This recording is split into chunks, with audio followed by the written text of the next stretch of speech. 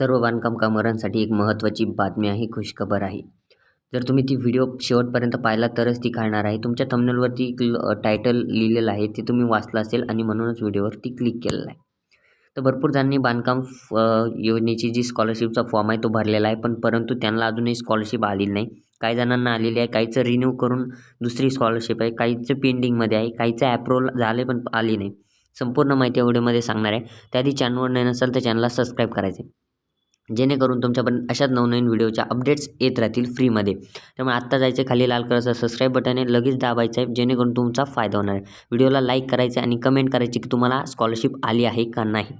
तर पहा, एक लेटेस्ट न्यूज आहे. बांधकाम कामगारांना जी योजना आहे शिष्यवृत्तीचे जे पैसे आले कामगारांना, मोठी खुशखबर. ठीक आहे, तर संपूर्ण माहिती या व्हिडिओमधून पाहणार आहोत. व्हिडिओच्या शेवटी एक महत्त्वाची बातमी सांगणार, त्यामुळे व्हिडिओ शेवटपर्यंत पाहायचा.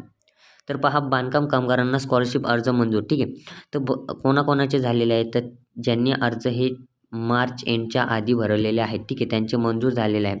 आणि ज्यांचे झाले नाही त्यांनी काय करायचं आहे त्यांच्यासाठी सांगतो, की ज्या ठिकाणी तुम्ही तालुका असेल, ठीक आहे, तालुक्याच्या ठिकाणी अर्ज भरला असेल, किंवा तुमचा जो जिल्हा असेल, जिल्ह्याच्या ठिकाणी तुम्ही अर्ज भरला असेल, त्या ऑफिसला तुम्हाला जाऊन एक चौकशी करायची. त्यांना सांगायचे की आमचे अजून पैसे जमा झालेले नाही, पैसे जे आहेत ते जमा झालेले नाही, कधीपर्यंत येतील. ठीक आहे, तर ते स्टेटस चेक करतात. जर स्टेटस पेंडिंग असेल तर ते ॲप्रूव्ह होण्यासाठी त्यांना विचारायचं की काही पैसे द्यावे लागणार आहेत का. तसं जर असेल तर पैसे देऊन तुम्हाला ते ॲप्रूव्ह करून घ्यावं लागेल. तर तालुका आणि जिल्ह्याच्या ठिकाणी ते तुमचं काम होऊन जाईल. ठीक आहे, पेंडिंगवाल्यांचं. ठीक आहे, मी हे पेंडिंगवाल्यांसाठी सांगितलेलं आहे.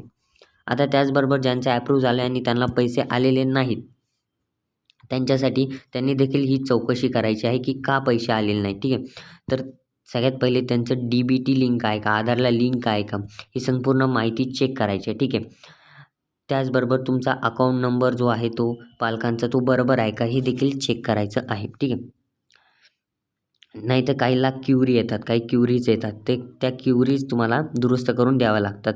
एक मुदत असते, एक 10 ते 15 दिवसात त्या क्युरीज काय करायला लागतात, एडिट करून अपडेट करून द्यावं लागतात. ठीक आहे, तर आता भरपूर जण काय करतात की फॉर्म भरतात, पेंडिंग राहतात आणि पैसे येत नाही, लक्ष देत नाही. तर तुम्ही चौकशी जर केली नाही, तर तुमचे फॉर्म त्यांना काही घेणं नाही, ते तसंच पेंडिंग ॲप्रूव्ह करत नाही, काही नाही. तुम्हाला त्यामुळे तुमच्या तालुक्याच्या ठिकाणी जायचं आहे आणि ज्यांना पैसे आले त्यांनी कमेंटमध्ये करायचं आहे पैसे मंजूर झालेले आहे. भरपूर जणांना पैसे मंजूर झालेले आहे, ज्यांचे ॲप्रूव्हल आहेत त्यांना पैसे येतात, म्हणजे येतात 100% गॅरंटी आहे ज्यांना पैसे येतात. ठीक आहे, आणि ज्यांचे आले नाही त्यांनी कमेंट करायचं अजून आले नाही, पैसे आले नाही. ठीक आहे, आणि जर तुमचा कॉन्टॅक्ट नंबर लागत असेल तुमच्या जिल्ह्यावाईज, तर त्याची देखील यादी मी पुढच्या व्हिडिओमध्ये बनवणार आहे. तालुक्यावाईज नंबर देणार आहे तुमच्या.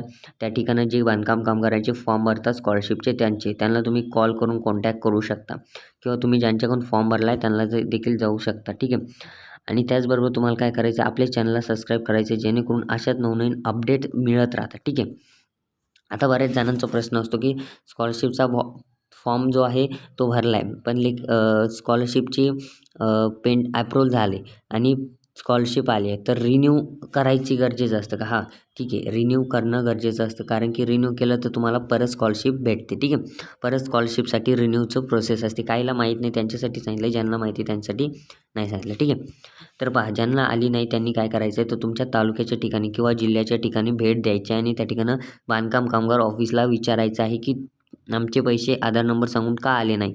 तर ते तुम्हाला त्याचं सोल्युशन सांगतील. ठीक आहे, आपण जर त्याच्यावरती सोल्युशनचा व्हिडिओ लागत असेल तर मी जे जिल्हा मंडळ असतं त्यांना कॉल करून त्याची रेकॉर्डिंग तुम्हाला या ठिकाणी यूट्यूबला दाखवेल. जर तसं लागत असेल तर तुम्हाला चॅनलला सबस्क्राईब करून ठेवावं लागेल, जेणेकरून तुमच्यापर्यंत तो व्हिडिओ देखील पोहोचणार आहे. ठीक आहे, अजून काही डाऊट वगैरे शंका असतील तर कमेंटमध्ये तुम्ही विचारू शकता. भेटूया पुढच्यामध्ये, तोपर्यंत धन्यवाद.